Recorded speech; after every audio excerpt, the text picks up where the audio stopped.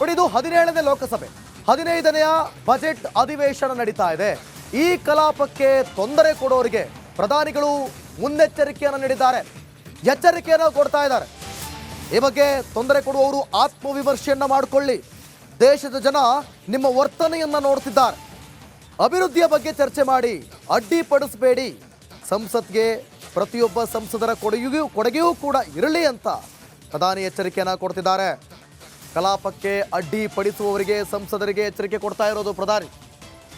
President Draupadi Murmu will address shortly a joint session of both houses of parliament, the Lok Sabha and Rajya Sabha. And we can see the president being escorted up the stairs into the chamber.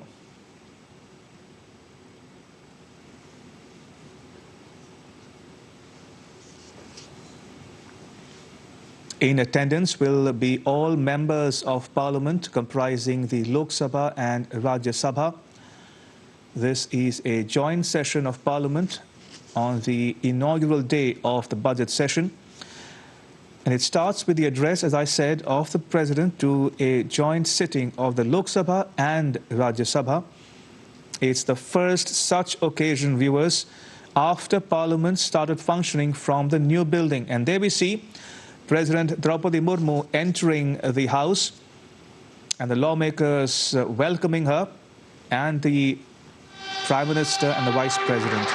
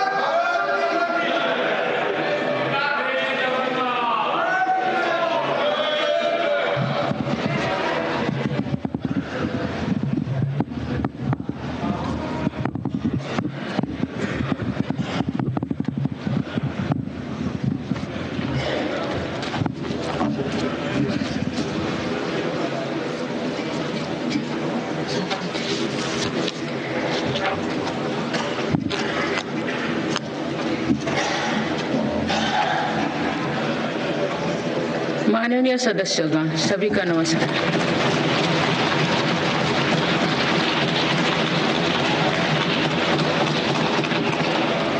इस नए सदन भवन में ये मेरा पहला संबोधन है। आज की अमृतकाल की शुरुआत में ये भव्य भवन बना है। यहाँ एक भारत श्रेष्ठ भारत की महक भी है। भारत की सभ्यता और संस्कृति की चेतना भी है। इसमें हमारी लोकतांत्रिक और संसदीय परंपराओं के सम्मान का प्रण भी है। साथ ही 21वीं सदी के नए भारत के लिए नई परंपराओं के निर्माण का संकल्प भी है। मुझे पूरा विश्वास है कि इस नए भवन में नीतियों पर सार्थक संवाद होगा। ऐसी नीतियां जो आजादी के अमृतकाल में विकसित भारत का निर्माण करेगी। मैं आप सभी को अपनी शुभकामनाएं देती हूँ। माननीय सदस्यगण, ये हमारे संविधान के लागू होने का भी 75वां वर्षगांठ है। इसी कालखंड में आजादी के 75 वर्षों का उत्सव अमृत महोत्सव भी संपन्न हुआ है। इस दौरान देश भर में अनेक कार्यक्रम हुए। देश ने अपने गुमनाम स्वतंत्रता सेनानियों को याद किया। 75 साल बाद युवा पीढ़ी ने फिर स्वतंत्रता संग्राम के उस कालखंड को जिया। इस उत्सव के दौरान मेरी माटी मेरा देश अभियान के तहत देश भर के हर गांव की मिट्टी के साथ अमृत कलश दिल्ली लाया गया। 2 लाख से ज्यादा शिला फलकम स्थापित किए गए। 3 करोड़ से ज्यादा लोगों ने 5 प्राणों की शपथ ली। 70,000 से ज्यादा अमृत सरोवर बने। 2 लाख से ज्यादा अमृत वाटिकाओं का निर्माण हुआ। 2 करोड़ से ज्यादा पेड़ पौधे लगाया गया। 16 करोड़ से ज्यादा लोगों ने तिरंगा के साथ सेल्फी अपलोड की। अमृत उत्सव के दौरान ही कर्तव्य पथ पर नेताजी सुभाष चंद्र बोस की प्रतिमा स्थापित की गई। राजधानी दिल्ली में देश के अब तक के सभी प्रधानमंत्रियों की समर्पित म्यूजियम खोला गया। शांति निकेतन और होयबला मंदिर वर्ल्ड हेरिटेज लिस्ट में शामिल हुई। साहिबजादों की याद में वीरवाल दिवस घोषित हुआ। भगवान बिरसा मुंडा के जन्म दिवस को जनजातीय गौरव दिवस घोषित किया गया। विभाजन की विभीषिका को याद करते हुए 14 अगस्त को विभाजन विभीषिका स्मृति दिवस घोषित किया गया। माननीय सदस्यगण, बीता वर्ष भारत के लिए ऐतिहासिक उपलब्धियों से भरा रहा है। इस दौरान देशवासियों का गौरव बढ़ाने वाले अनेक पल आए। दुनिया में गंभीर संकटों के बीच भारत सबसे तेजी से विकसित होती बड़ी अर्थव्यवस्था बना। लगातार 2 क्वार्टर से भारत की विकास दर 7.5% से ऊपर रही है। भारत चंद्रमा के दक्षिण ध्रुव पर झंडा फहराने वाला पहला देश बना। भारत ने सफलता के साथ आदित्य मिशन लॉन्च किया। धरती से 15 लाख किलोमीटर दूर अपनी सैटेलाइट पहुंचाई। ऐतिहासिक G20 सम्मेलन के सफलता ने पूरे विश्व में भारत की भूमिका को सशक्त किया। भारत ने एशियाई खेलों में पहली बार 100 से अधिक मेडल जीते। पारा एशियाई खेलों में भी 100 से अधिक मेडल जीते। भारत को अपना सबसे बड़ा समुद्री पुल अटल सेतु मिला। भारत को अपनी पहली नमो भारत ट्रेन तथा पहली अमृत भारत ट्रेन मिली। भारत दुनिया से सबसे तेजी से 5G रोल आउट करने वाला देश बना। भारतीय एयरलाइंस कंपनी ने दुनिया की सबसे बड़ी एयरक्राफ्ट डील की। पिछले साल ही मेरी सरकार ने मिशन मोड में लाखों युवाओं की सरकारी नौकरी दी है।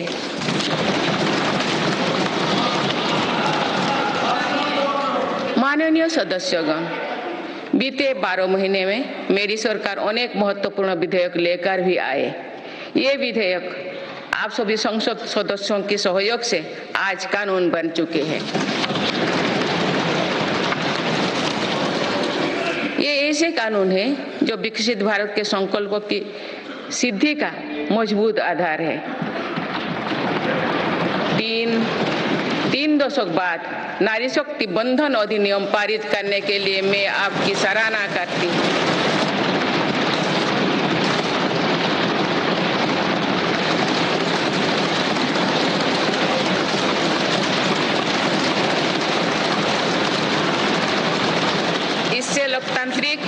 इससे लोकसभा और विधानसभा के महिलाओं की ज्यादा भागीदारी सुनिश्चित हुई है। ये वुमेन लीड डेवलपमेंट के मेरी सरकार के संकल्प को मजबूत करता है। रिफॉर्म, परफॉर्म और ट्रांसफॉर्म के अपने कमिटमेंट को मेरी सरकार ने लगातार जारी रखा है। गुलामी के कालखंड में प्रेरित क्रिमिनल जस्टिस सिस्टम अब इतिहास हो गया है। आप दंड को नहीं अपितु न्याय को प्राथमिकता है। न्याय सर्वोपरि के सिद्धांतों पर नई न्याय संहिता देश को मिली है। डिजिटल पर्सनल डेटा प्रोटेक्शन अधिनियम से डिजिटल स्पेस और सुरक्षित होने वाला है। अनुसंधान नेशनल रिसर्च फाउंडेशन अधिनियम से देश में रिसर्च और इनोवेशन को बल मिलेगा। जम्मू और कश्मीर आरक्षण कानून से वहां भी जनजातीय समुदाय को प्रतिनिधित्व का अधिकार मिलेगा। इस दौरान सेंट्रल यूनिवर्सिटी कानून में भी संशोधन किया गया। इससे तेलंगाना में सरोक का सेंट्रल ट्राइबल यूनिवर्सिटी बनने का रास्ता सुगम हुआ। पिछले वर्ष 76 अन्य पुराने कानून को भी हटाया गया है। मेरी सरकार परीक्षाओं में होने वाली गड़बड़ी को लेकर युवाओं की चिंता से अवगत है। इसीलिए ऐसे गलत तरीके को सख्ती के लिए नया कानून बनाने का निर्णय लिया है। माननीय सदस्यगण, कोई भी राष्ट्र तेज गति से तभी आगे बढ़ सकता है जब वो पुराने चुनौतियों का परास्त करते हुए अपने ज्यादा से ज्यादा ऊर्जा भविष्य निर्माण में लगाए। पिछले 10 वर्षों में भारत ने राष्ट्र हित में ऐसे अनेक कार्यों को पूरा होते हुए देखा है जिनका इंतजार देश के लोगों को दशकों से था। राम मंदिर के निर्माण की आकांक्षा सदियों से थी, आज ये सोच हो चुका है।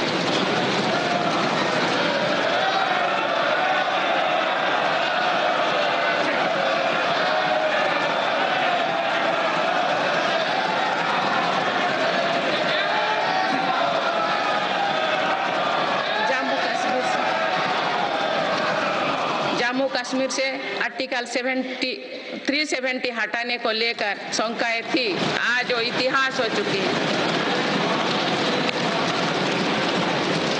इसी संसद ने 3 तलाक के विरुद्ध कड़ा कानून बनाया है। इसी संसद ने हमारे पड़ोसी देशों से आए पीड़ित अल्पसंख्यकों को नागरिक देने वाला कानून बनाया। मेरी सरकार ने वन रैंक वन पेंशन की भी लागू किया, जिसका इंतजार 4 दशकों से था। ओआरओपी लागू होने के बाद अब तो पूर्व सैनिकों को लगभग 1 लाख करोड़ रुपए मिल चुकी है।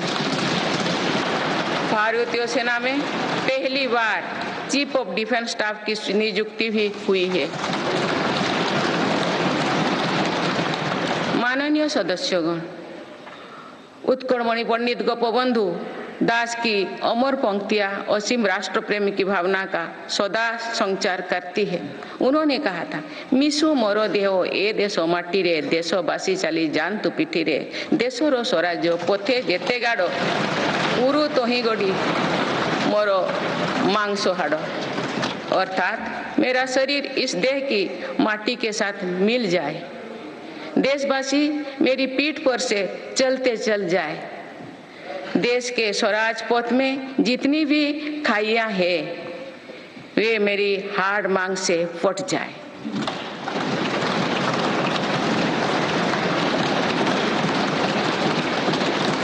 इन पंक्तियों में हमें कर्तव्यों की पराकाष्ठा दिखती है। राष्ट्र सर्वोपरि का आदर्श दिखाई देता है। ये उपलब्धियां जो आज देख रही है वो बीते 10 वर्षों की साधना का विस्तार है। हमें सभी बचपन से गरीबी हटाओ के नारे सुनते आ रहे हैं।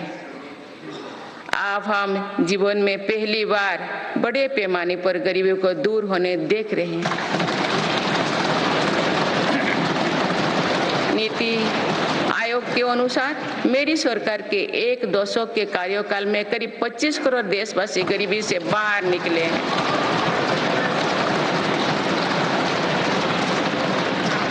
ये है प्रत्येक गरीब में नया विश्वास जगाने वाली बात है। जो 25 करोड़ लोगों की गरीबी दूर हो सकती है तो उसकी भी गरीबी दूर हो सकती है। आज अर्थव्यवस्था के विभिन्न आयामों को देखें तो ये विश्वास बढ़ता है कि भारत सही दिशा में तथा सही निर्णय लेते हुए आगे बढ़ रही है। बीते 10 वर्षों में हमने भारत को फ्रेजाइल 5 से निकलकर टॉप 5 इकोनॉमीज में शामिल होते देखा।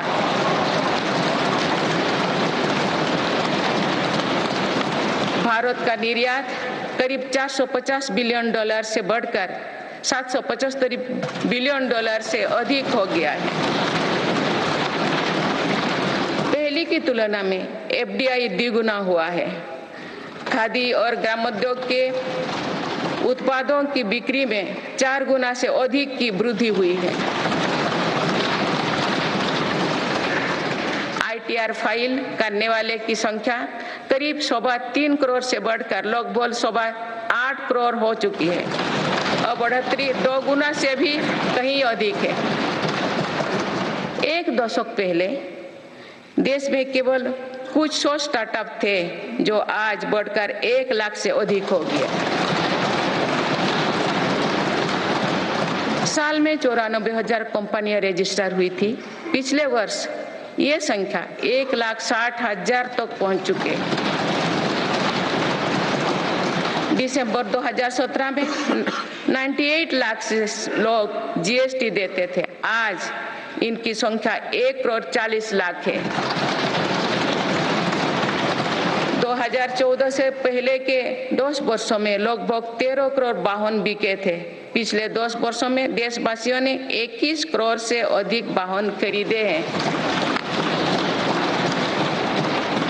2014-15 में लगभग 2,000 इलेक्ट्रिक वाहन बिके थे, जबकि 2023-24 में दिसंबर माह तक की लगभग 15 लाख इलेक्ट्रिक वाहन बिक चुके हैं। माननीय सदस्यगण, बीते दशक में मेरी सरकार ने सुशासन और पारदर्शिता को हर व्यवस्था का मुख्य आधार बनाया है। इसी का परिणाम है कि हम बड़े आर्थिक सुधारों के साक्षी बने हैं। इस दौरान देश को इंसॉल्वेंसी एंड बैंकरप्टेंसी कोड मिला है। देश को जीएसटी के रूप में एक देश एक टैक्स कानून मिला है। मेरी सरकार ने माइक्रो इकोनॉमिक स्टेबिलिटी में भी सुनिश्चित की है। 10 वर्षों में कापेक्स 5 गुना बढ़कर 2 लाख करोड़ हो गया है। साथ ही फिजिकल डेफिसिट भी नियंत्रण भी में है। आज हमारे फॉरेक्स रिजर्व्स 600 अरब डॉलर से ज्यादा है। हमारे बैंकिंग सिस्टम जो पहले बुरी तरह से चरमराया था, वो आज दुनिया के सबसे मजबूत बैंकिंग सिस्टम में से एक बना है। बैंक का एनपीए जो कभी डबल डिजिट में होता था, वो आज लगभग 4% ही है। मेक इन इंडिया और आत्मनिर्भर भारत अभियान हमारी ताकत बन चुकी है। भारत आज दुनिया का दूसरा सबसे बड़ा मोबाइल फोन निर्यात है। पिछले एक दशक के दौरान मोबाइल फोन मैन्युफैक्चरिंग में 5 गुना बढ़ोतरी हुई है।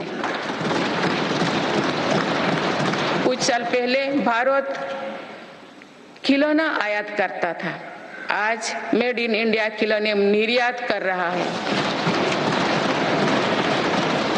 भारत का डिफेंस प्रोडक्शन 1 लाख करोड़ रुपए के पार पहुंच चुका है।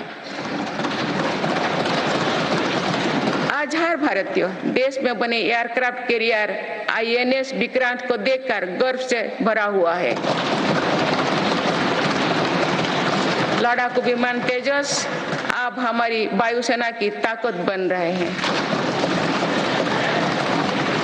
C295 ट्रांसपोर्ट एयरक्राफ्ट का निर्माण भारत में होने जा रहा है। आधुनिक एयरक्राफ्ट इंजन भी भारत में बनाया जाएगा। उत्तर प्रदेश और तमिलनाडु में डिफेंस कॉरिडोर का विकास हो रहा है। मेरी सरकार ने डिफेंस सेक्टर में निजी क्षेत्रों की भागीदारी सुनिश्चित की है। स्पेस सेक्टर को भी हमारी सरकार ने युवा स्टार्टअप्स के लिए खोल दिया है।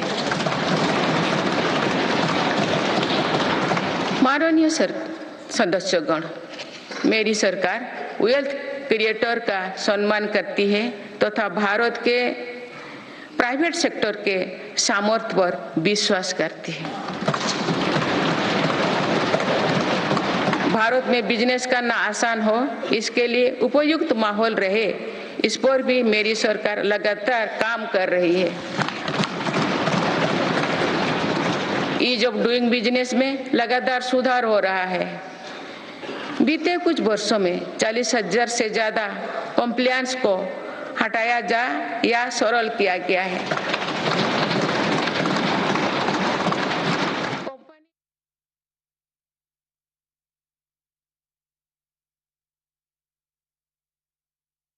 सूची में बाहर किया गया है। जौन विश्वास अधिनियम द्वारा 183 प्रावधान को अपराध की श्रेणी से बाहर किया गया है। अदालत के बाहर विवादों को सौहार्दपूर्ण समाधान हेतु मध्यस्थता पर कानून बनाया गया है। वन और पर्यावरण विभाग से क्लियरेंस मिलने में जहां 600 दिन लगते थे, वहां आज 75 दिन से भी कम समय लगता है। फेसलेस असेसमेंट योजना से टैक्स व्यवस्था में और पारदर्शिता आई है।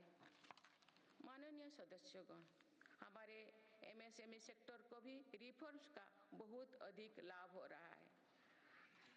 आप अवगत है कि हमारे एमएसएमईज में आज करोड़ों देशवासी काम कर रहे हैं। एमएसएमईज और लघु उद्यमियों को सशक्त करने के लिए मेरी सरकार पूरी प्रतिबद्धता से काम कर रही है। एमएसएमई की परिभाषा का विस्तार किया गया है। नई परिभाषा में निवेश और टर्नओवर को समाहित किया गया है। आज उद्यम और उद्यम असिस्ट पोर्टल और लगभग 3.5 करोड़ MSME रजिस्टर्ड है। बीते वर्षों में MSMEs के लिए क्रेडिट गारंटी स्कीम के तहत करीब 5 लाख करोड़ की गारंटी स्वीकृति किए गए। ये 2014 से पहले के दशक से 6 गुना अधिक है। माननीय सदस्यगण, मेरी सरकार का एक और बड़ा रिफॉर्म डिजिटल इंडिया का निर्माण है। डिजिटल इंडिया ने भारत में जीवन और बिजनेस दोनों को बहुत आसान बना दिया है।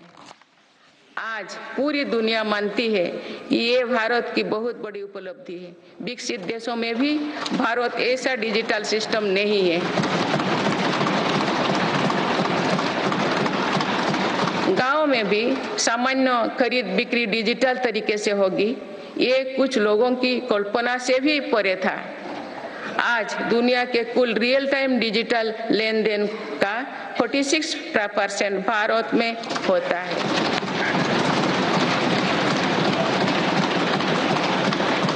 पिछले महीने UPI से रिकॉर्ड 1200 करोड़ ट्रांजैक्शन हुई है। इसके तहत 18 लाख करोड़ रुपया का रिकॉर्ड लेन देन हुआ है। दुनिया के दूसरे देश भी आज UPI से ट्रांजैक्शन की सुविधा दे रही है। डिजिटल इंडिया के कारण बैंकिंग आसान हुई है और लेन देन भी सरल हुआ है।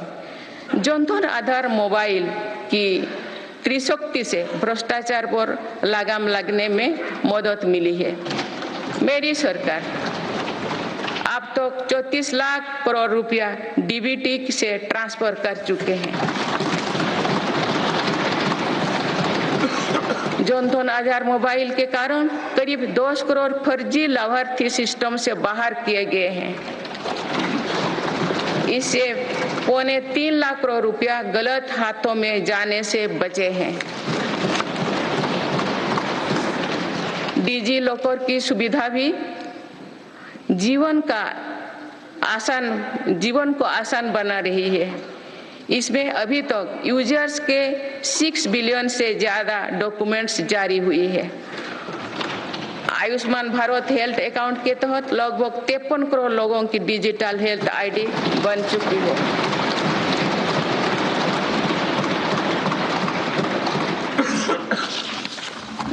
माननीय सदस्यगण, डिजिटल के साथ साथ फिजिकल इंफ्रास्ट्रक्चर पर भी रिकॉर्ड निवेश हुई है।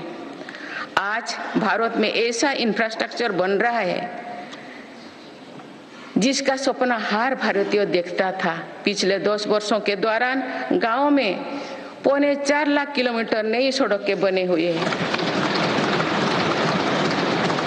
नेशनल हाईवे की लंबाई 90,000 किलोमीटर से बढ़कर 1,40,000 किलोमीटर हुई है। 4 लेन नेशनल हाईवे की लंबाई 2.5 गुना बढ़ी है। हाई स्पीड कॉरिडोर की लंबाई 500 किलोमीटर थी, जो आज 4,000 किलोमीटर है। एयरपोर्ट की संख्या 74 से 2 गुना बढ़कर 149 हो चुकी है। देश के बड़े बंदरगाह पर कार्गो हैंडलिंग कैपेसिटी 2 गुना हो गई है। ब्रॉडबैंड इस्तेमाल करने वालों की संख्या में 14 गुना बढ़ोतरी हुई है।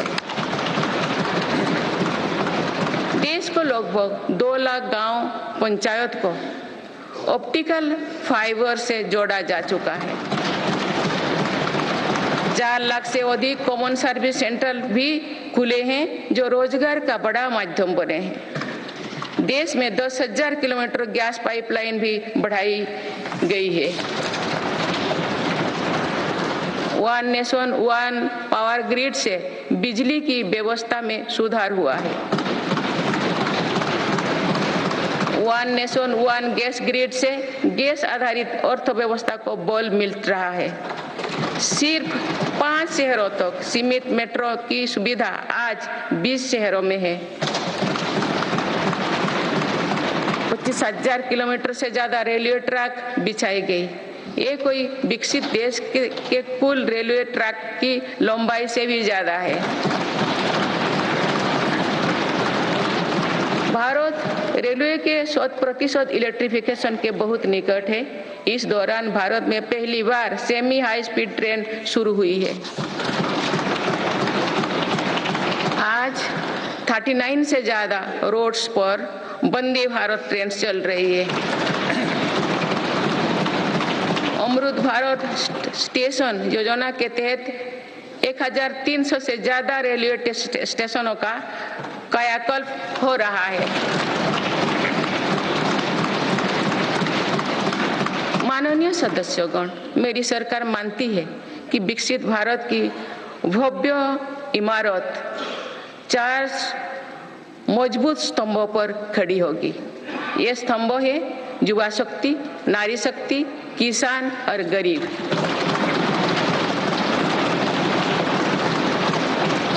देश के हर हिस्से, हर समाज में इन सभी की स्थिति और सपने एक जैसे ही हैं। इसीलिए इन 4 स्तंभों को सशक्त करने के लिए मेरी सरकार निरंतर काम कर रही है।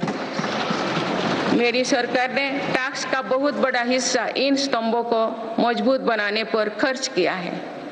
4 करोड़ 10 लाख गरीब परिवार को अपना पक्का घर मिला।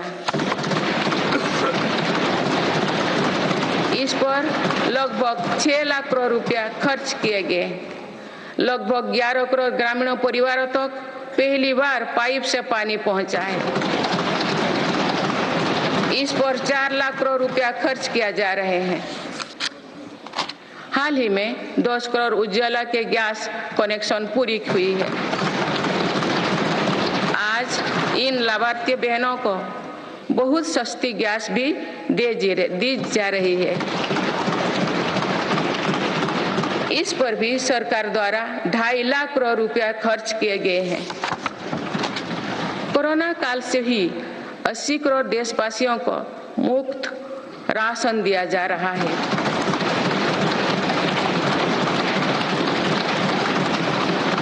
अब इसे आने वाले 5 वर्षों के लिए आगे बढ़ाया गया है।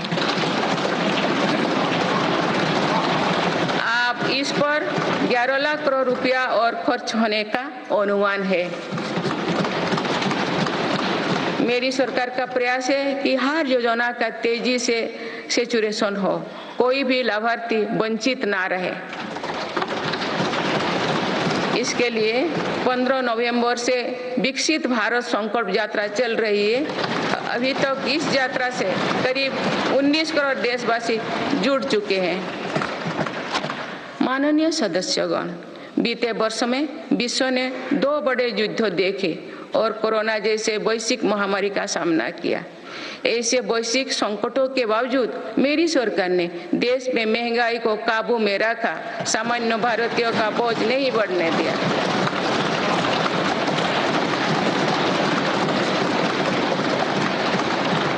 दो 2014 से पहले के 10 वर्षों में औसत महंगाई दर 8% से अधिक थी।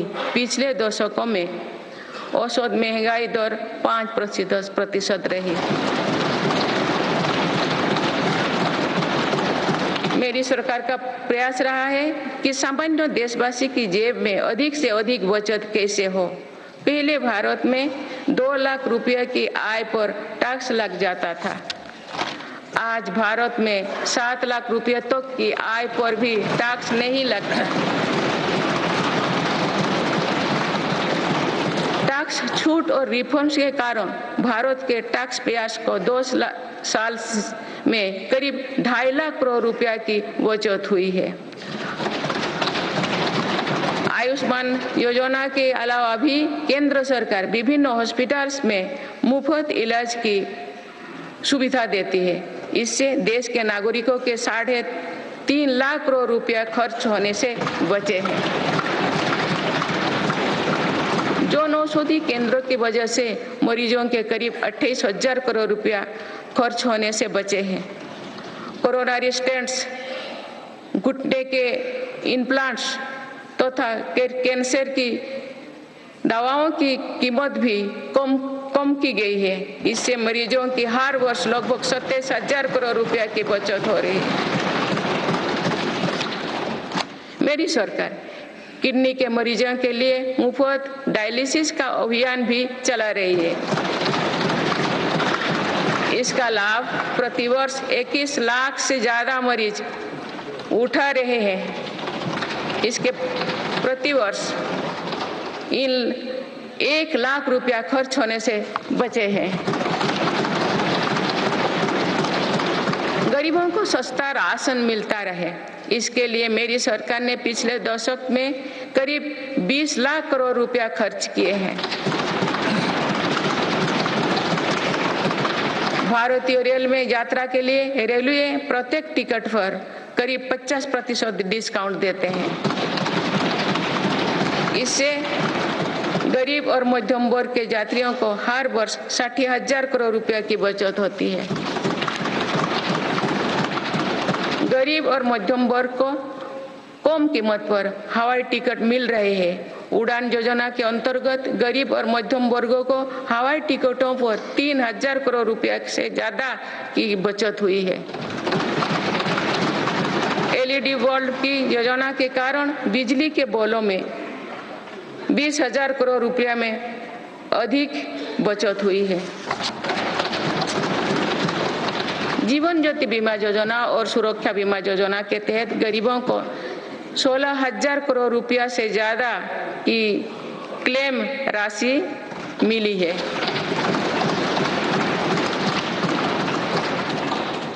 माननीय सदस्यगण, नारी शक्ति का सामर्थ्य बढ़ाने के लिए मेरी सरकार हर स्तर पर काम कर रही है। इस वर्ष की गणतंत्र दिवस परेड भी नारी शक्ति के लिए समर्पित थी।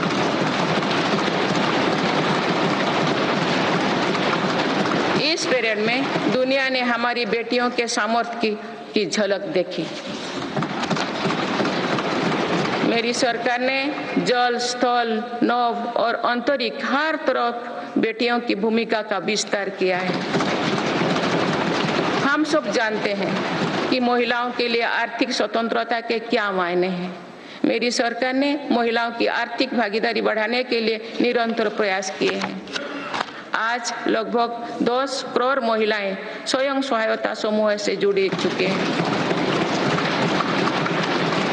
इन समूहों को 8 लाख करोड़ रुपया बैंक लोन और 40,000 करोड़ रुपया की आर्थिक सहायता दी गई है। मेरी सरकार 2 करोड़ महिलाओं को लाखपति दीदी बनाने का अभियान चला रही है।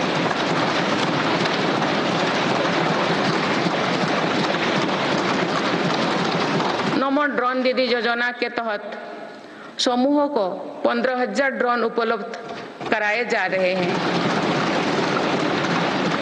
मातृत्व अवकाश 12 सप्ताह से बढ़ाकर 26 सप्ताह करने से देश की लाखों महिलाओं को बहुत मदद मिली है। मेरी सरकार ने महिलाओं की पहली बार सशस्त्र बलों में परमानेंट कमीशन दिया गया है। पहली बार सैनिक स्कूलों और राष्ट्रीय रक्षा अकादमी में महिला कैडेट्स के प्रवेश दिया गया है। आज महिलाएं फाइटर पायलट भी है और नौसेना के जहाज को भी पहली बार कमांड कर रहे हैं। मुद्रा योजना के तहत जो 40 करोड़ से ज्यादा लोन दिए गए हैं, उनमें करीब 31 करोड़ से ज्यादा लोन महिलाओं को मिली है। इस योजना से लाभ लेकर करोड़ों महिलाओं ने स्वरोजगार शुरू किए हैं। माननीय सदस्यगण, मेरी सरकार आज खेती को अधिक लाभकारी बनाने पर बल दे रही है। हमारा ये प्रयास है कि खेती में लागत कम हो और लाभ अधिक हो। मेरी सरकार ने पहली बार 10 करोड़ से अधिक छोटे किसानों को भी देश की कृषि नीति और योजनाओं में प्रमुखता दी है। पीएम किसान सम्मान निधि के तहत अब तक 2,80,000 करोड़ रुपया किसानों को मिल चुके हैं।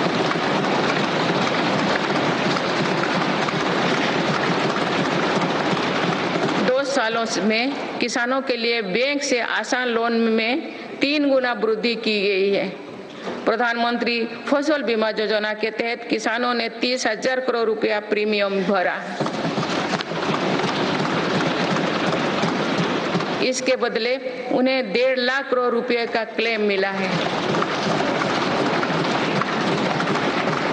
पिछले 10 वर्षों में लगभग 18 लाख करोड़ रुपया एमएसपी के रूप में धान और गेहूं की खेती करने वाले किसानों को मिले हैं।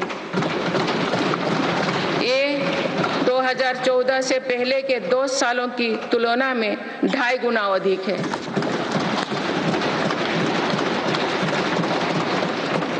पहले तिलहन और दलहन फसलों की सरकारी खरीदी नहीं की बराबर थी।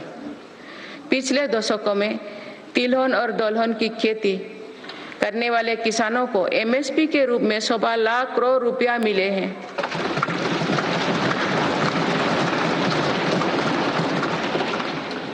ये मेरी ही सरकार है जिसने पहली बार देश में कृषि निर्यात नीति बनाई है।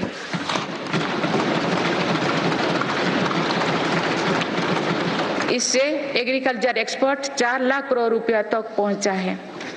किसानों को सस्ती खाद मिले, इसके लिए 10 सालों में 11 लाख करोड़ रुपया से अधिक खर्च किए गए हैं। मेरी सरकार ने 1.25 लाख से ज्यादा प्रधानमंत्री किसान समृद्धि केंद्र स्थापित किए हैं। अभी तक लगभग 8,000 किसान उत्पादक संघ एफपीओ बनाए जा चुके हैं। मेरी सरकार कृषि में सहकारिता को बढ़ावा दे रहे हैं। इसके लिए देश में पहली बार सहकारिता मंत्रालय बनाया गया है। सरकारी क्षेत्र में दुनिया की सबसे बड़ी अनाज भंडारण योजना शुरू की गई है।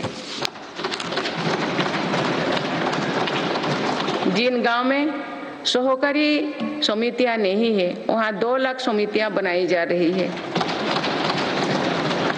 मत्स्य पालन क्षेत्र में 38,000 करोड़ रुपया से अधिक की योजनाएं चलाई जा रही है, जिसके कारण मत्स्य उत्पादन पिछले 2 साल में 95 लाख मीट्रिक टन से बढ़कर 175 लाख मीट्रिक टन यानी लगभग 2 गुना हो गया है।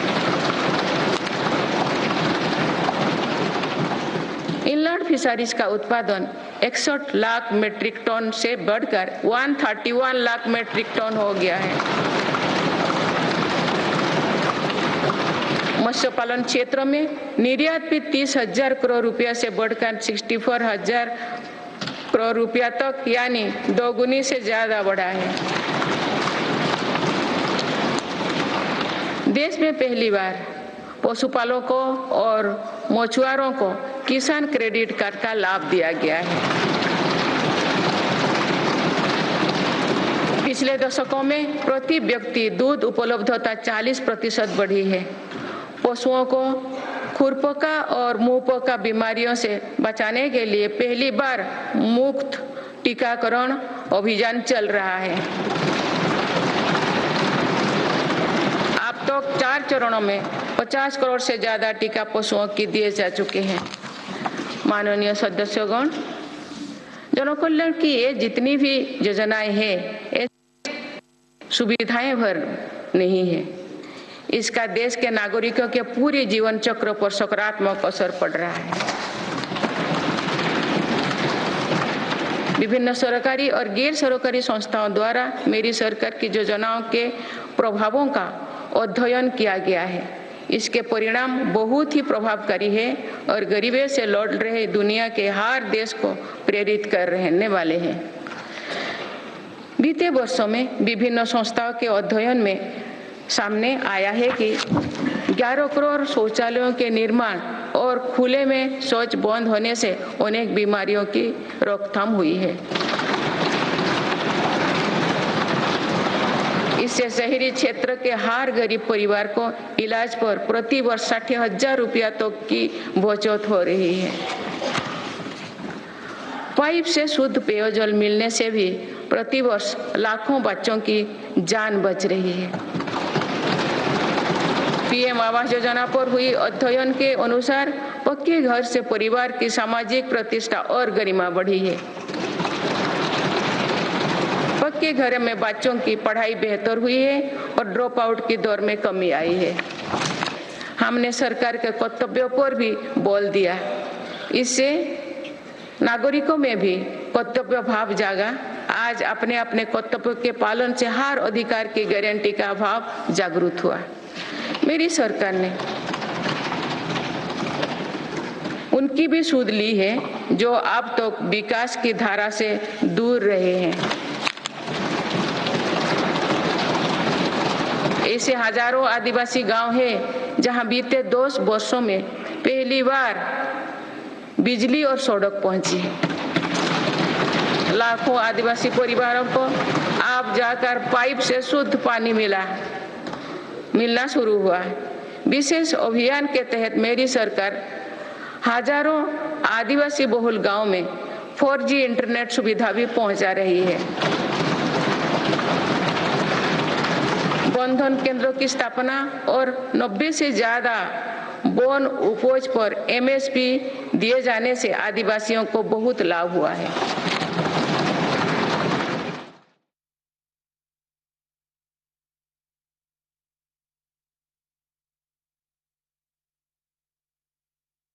लगभग 24,000 करोड़ रुपया की PM जनमन योजना बनाई है। आदिवासी परिवारों में अनेक पीढ़ियां सिकल सेल एनीमिया में पीड़ित रही है। पहली बार इसके लिए राष्ट्रीय मिशन शुरू किया गया है। अब तक लगभग 1,40,00,000 लोग की जांच की हो चुकी है। दिव्यांगजनों के लिए भी मेरी सरकार ने सुगम्य भारत अभियान चलाए हैं। साथ ही भारतीय सांकेतिक भाषा में पाठ्य पुस्तकें उपलब्ध कराई है। ट्रांसजेंडर को समाज में सम्मानजनक स्थान दिलाने और उनके अधिकारों के संरक्षण हेतु भी कानून बनाए हैं। माननीय सदस्यगण, हमारे यहाँ विश्वकर्मा परिवारों के बिना दैनिक जीवन की कल्पना भी मुश्किल है। ये परिवार पीढ़ी दर पीढ़ी अपने कौशल को आगे बढ़ाते हैं, लेकिन सरकारी मदद के अभाव में हमारी विश्वकर्मा साथी बुरी स्थिति से गुजर रहे थे। मेरी सरकार ने ऐसे विश्वकर्मा परिवार को भी सूद ली है।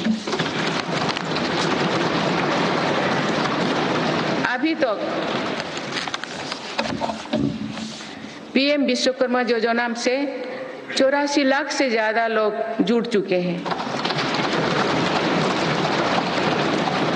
रेहड़ी, ठेले, फुटपाथ पर काम करने वाले साथी भी दशकों से अपने हाल पर छोड़ दिए गए थे। मेरी सरकार ने PM स्वनिधि योजना द्वारा उनको बैंकिंग से जोड़ा। इस योजना के तहत अब तक 10,000 करोड़ रुपया से अधिक की राशि के ऋण दिया जा चुका है।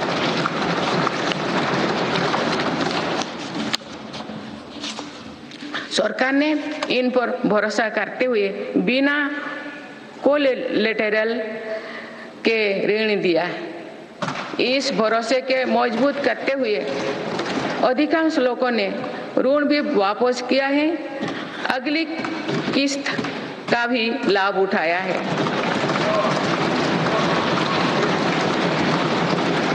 इस योजना के अधिकतर लाभार्थी दलित, पिछड़े, आदिवासी और महिलाएं हैं।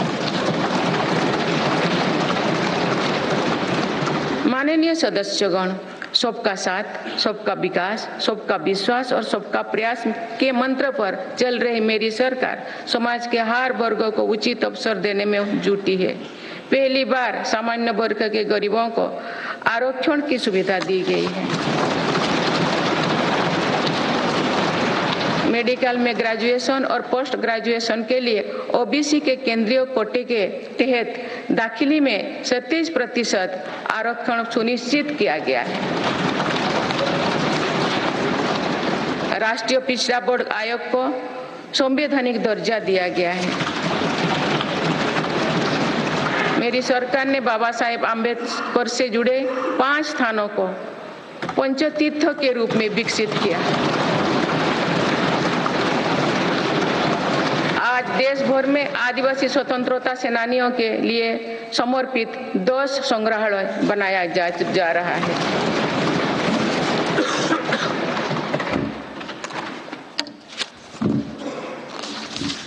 माननीय सदस्यगण, मेरी सरकार ने ऐसे क्षेत्रों की भी पहली बार विकास से जोड़ा है जो दशकों तक उपेक्षित रहे।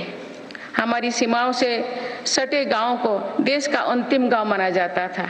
मेरी सरकार ने उन्हें देश का पहला गांव बनाया है।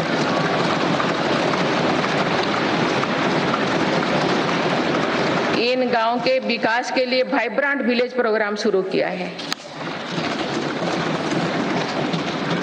अंडमान निकोबार और लक्षद्वीप जैसे हमारे दूर सुदूर के द्वीप समूह भी विकास से वंचित थे। मेरी सरकार ने इन द्वीपों में भी आधुनिक सुविधाओं का निर्माण किया। वहां सड़क, हवाई यातायात और तेज इंटरनेट की सुविधाएं पहुंचाई। कुछ सप्ताह पूर्व ही लक्षद्वीप को भी अंडर वाटर ऑप्टिकल फाइबर से जोड़ा गया है। इससे स्थानीय लोगों के साथ ही पर्यटकों को भी सुविधा होगी। मेरी सरकार द्वारा आकांक्षा जिला कार्यक्रम के तहत देश के 100 से अधिक जिलों में विकास का प्राथमिकता दी गई है। इस कार्यक्रम की सफलता को देखते हुए मेरी सरकार ने आकांक्षा ब्लॉक कार्यक्रम भी शुरू किया है। इससे देश के उन ब्लॉक्स में विकास पर विशेष जोर दिया जा रहा है जो पीछे छूट गए हैं। माननीय सदस्यगण, मेरी सरकार आज पूरी सीमा पर मॉडर्न इंफ्रास्ट्रक्चर बना रही है। एक काम बहुत पहले ही प्राथमिकता के आधार पर हो जाना चाहिए था। आतंकवाद हो या विस्तारवाद, हमारी सेनाएं आज जैसे हो तैसा की नीति के साथ जवाब दे रही है।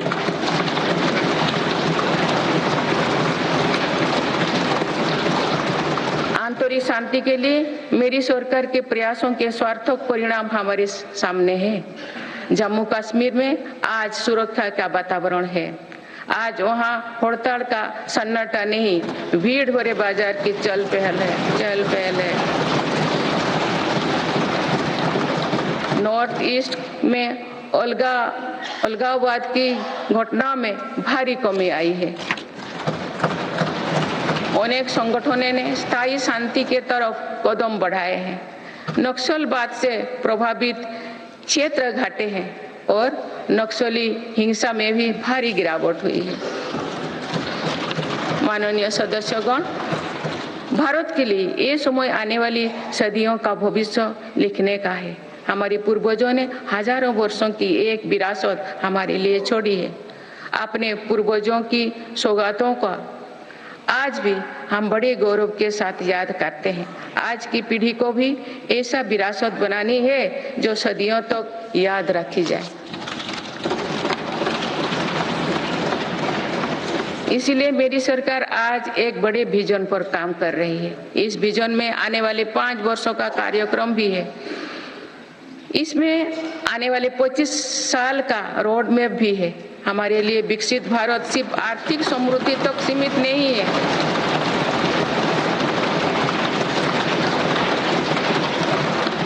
हमारे लिए विकास भारत सिर्फ आर्थिक समृद्धि तक सीमित नहीं है। हम सामाजिक, सांस्कृतिक और सामरिक ताकत को भी उतना ही महत्व देते हैं।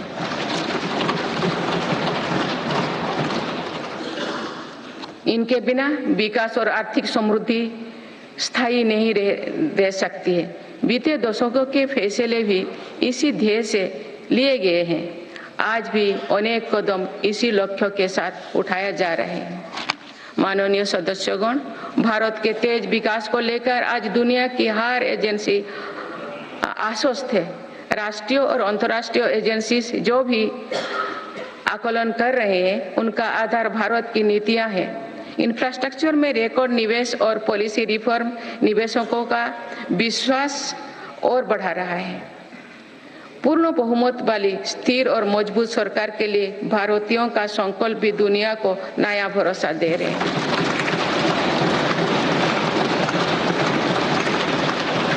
आज दुनिया को विश्वास है कि भारत ही ग्लोबल सप्लाई चेन को सशक्त कर सकता है। इसीलिए भारत भी आज इसके लिए बड़े कदम उठा रहे हैं। देश में एमएसएमईज का एक मजबूत नेटवर्क बनाया जा रहा है। मेरी सरकार ने 14 सेक्टर्स के लिए पीएलआई योजनाएं शुरू किए हैं। इसके तहत अभी तक लगभग 9 लाख करोड़ रुपया का उत्पादन हो चुका है। इससे देश में रोजगार और स्वरोजगार के लाखों नए अवसर बने। पीएलआई से इलेक्ट्रॉनिक्स, फार्मा, फूड प्रोसेसिंग और मेडिकल डिवाइस के सेक्टर में भी लाभ हो रहा है। मेडिकल डिवाइस से जुड़े दर्जनों प्रोजेक्ट्स में उत्पादन शुरू हो चुका है। मेरी सरकार ने देश में 3 बल्क ड्रग पार्क भी बनाए हैं।